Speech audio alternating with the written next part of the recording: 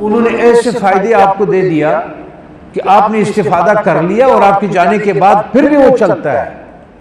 جس طرح سے آسمان، سورج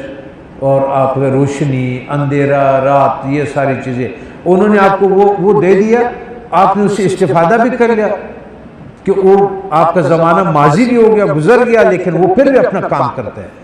پھر آپ کو مثل آبا و اجدا و مانند آنہا یا توقع نفع ازان در زمان آئندہ مثل امدا و ارواح طیبہ، اور آپ کو آنے والا زندگی میں جو فائدے پہنچنا ہے روحوں سے، قبر میں مدد کے، روشنی کے، امن کے اور سکون کے، اللہ کے رضا کے، اس سے بھی تم بندہ محتاج ہے، پھر بھی وہ محتاج ہے کہ بندگی کرے تاکہ آنے والا جو مقام ہے اس کا وہ اس کے لیے مہیا ہو اور اس سے مستفید ہو اور وہ اس میں سعادت اور اس سے ہو، آرام سے ہو اور کامیابی سے ہو۔ تو پھر امداد ارواح طیبہ، جس طرح پاک ارواحیں وہ کسی کے نفع او ہر سے حال بندرہ محیط شدہ باشد غیر ازات او تعالیٰ نیش، پس جس نے اس کے محیط ساری چیزوں کو ان کے محیط ان کی اختیار میں ہے تو آگے بھی اس کا کوئی چارہ نہیں ہے بغیر ان چیزوں کو حاصل کرنے کے اور یہ حفاظت لینے کے، دوسرا راستہ نہیں ہے۔ وہ ممکن وہ فقیر یا اگر وہ کسی اچھی چیز کو سمجھتا ہے اپنے لیے فائدہ مند سمجھتا ہے کہ فلاں چیز میرے لیے فائدہ مند ہے،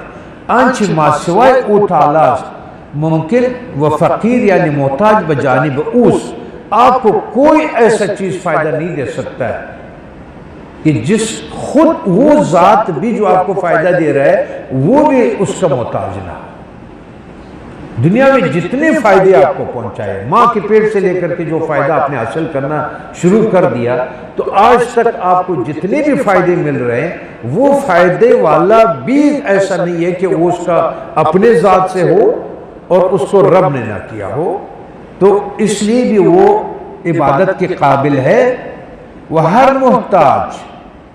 بحاجت نفس خود گرفتار ہے، اور ہر محتاج جو ہے اپنے اندر اپنے نفس میں اپنی محتاجی میں بیچارہ مبتلا ہے کہ میں اپنا لائن کیسے درست کروں اور میں کیسے حاصل کروں۔ ممکن وہ فقیر یعنی محتاج بجناب اوس، وہ فقیر ہے،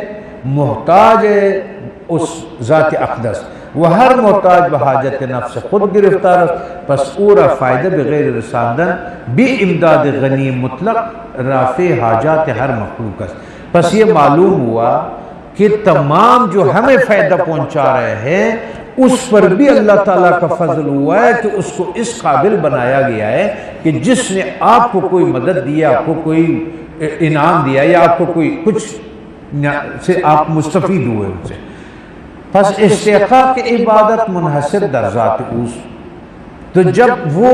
ذاتوں نے آپ کو پالا، پیدا کیا، آپ کی مدد کی، یہاں تک آپ کو پہنچایا، کوئی ذات ایسا نہیں ہے کہ اس کا محتاج نہ ہو، تو پھر بھی وہ کوئی ذات ایسا نہیں ہے کہ وہ عبادت کے قابل ہو بغیر اس کے کہ جس ذات کو پھر ہم ادھر جانا پڑے گا کہ وہی ہے جس نے ہمارے سارے مدد کی ہے۔